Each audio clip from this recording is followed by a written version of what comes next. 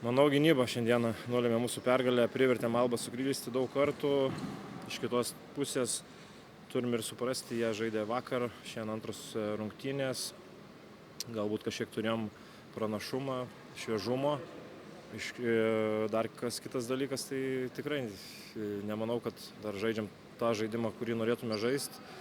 Patys nesam 100% kondicijoj šiuo momentu, greit pavargstam. Sunku išlaikyti tempą, nesugebam jo sukontroliuoti galbūt momentais ir tops priveda prie klaidų kvailų puolime. Šiaip, kaip ir sakau, šiandieną gynybą galim būti patenkinti, privertėm suklysti daug improvizuojančią komandą, bet yra kur tobulėti.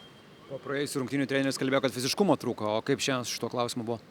Šiandien buvo geriau. Faktas, kad geriau, kaip ir sakau, šviežesni, manau, buvom šiandieną už juos, jie žaidė vakar nelengvas rungtynės, tai šiandien padarėm kažkokias išvadas, pasimatė trūkumas fiziškumo praeitose rungtynėse, tai treneris tą akcentavo, šiandieną bandėm būti fiziškesni, bet, sakau, tobulėjimui ribų nėra. Ta turbūt vienintelė bloga atkarpa buvo antrą kėlinio pradžia, kai ten sportavo 18-5, kas ten tada, kodėl taip įsimušė?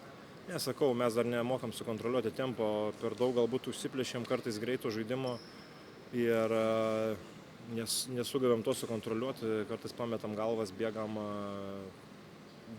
Visą laimę, kad privertėm ir juos žaisti tą patį ir jie nemažai klydo tose vietose, bet galbūt kartais pakontroliuoti tempą būtų geriau, išnaudoti kažkokius minusus varžovų ir panašiai, tai šitie dalykai turi būti geresni. Žinoma, į antras kėlinys neišnaudojom pražangų, kiek pamenu, tai čia irgi reikia pasitemti. Ar per savo karjeros etapą Žalgiryje žaidėjai tokiame Žalgiryje, kuris meta tiek daug tritaškių, šiandien beveik 40 išmestų metimų?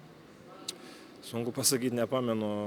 Matot, krepšinis keičiasi arba iš po krepšio, arba tritaškis, kaip sakant, šiais laikais.